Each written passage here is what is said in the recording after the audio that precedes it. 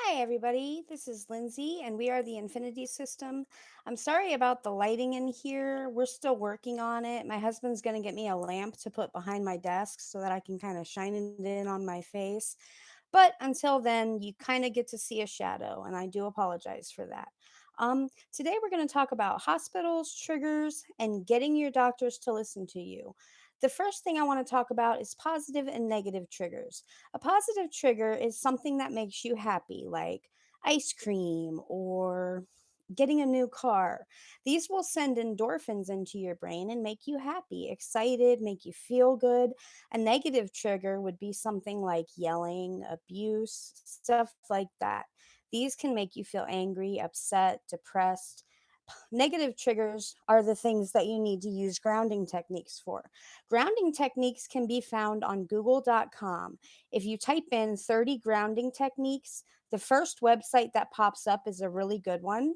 It has 30 grounding techniques for anxiety, PTSD, depression.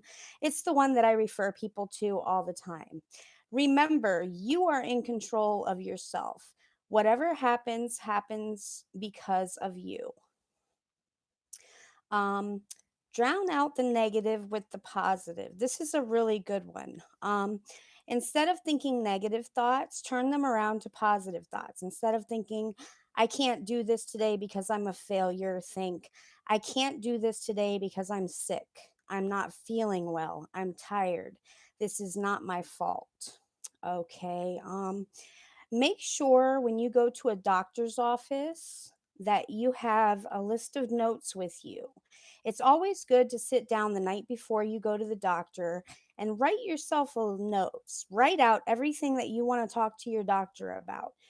Everything. You can even number it. That's what I do. It really helps me. Um, it really helps a lot, actually. And that way, when I go in there, I know exactly what I want to talk about.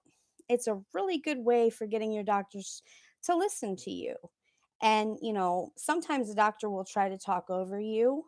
And, you let them talk, obviously, they're the doctor. And you listen to what they have to say, but then hit them with another question. And my doctors, when I go in, I'm like, okay, I have my questions and I'll usually go through all of my questions first. They'll answer all of my questions and then they'll talk about what they want to talk about. That's how you know you have a good doctor. That's how you know you have a doctor that's going to listen to you. Don't let a doctor talk over you. I mean, they're going to do it because they do know more than you do, but make sure your doctor's really listening to you. Okay. Another thing, research your drugs. Make sure you're researching anything that your doctors are putting you on. Make sure you look up the side effects, the generic names, everything about the drug. You can go online and get printouts of your drugs. I don't remember the exact website off the top of my head, but if you Google your drug name, it'll bring up Wikipedia, and Wikipedia will have the generic name, the brand name, side effects, and everything else that has to do with that drug. It's always good to research your drugs exactly what's going on with yourself. If you start to get constipated, for example, you'll understand why. Another thing I have on here is find a good team of doctors. Make sure all your doctors are willing to work together. For example, my neurologist, my psychiatrist, my PCP, and my therapist all work together. Um, they talk to each other, they send messages back and forth to each other. They always know what's going on with me because they talk as a group. That's very important because as long as one doctor knows what the other doctor's doing, then, everybody's kind of working on the same team. Um, Another thing I wanted to talk about again is my watch.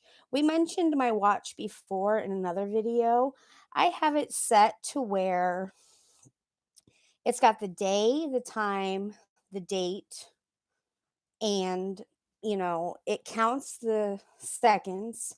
I also have it set to beep every hour. So if I tell myself I'm going to do something at 12 o'clock, My clock's going to beep at 12 o'clock. I'm going to look down at it and say, it's 12 o'clock. I was going to do this at 12 o'clock. It really helps you organize your thoughts. All right. I know this is kind of everywhere, but I had a lot of stuff written down that I wanted to go over. Um, I apologize if it seems a little bouncy, but that's kind of how I am sometimes. This is Lindsay signing off. I hope you enjoyed my video. Thank you.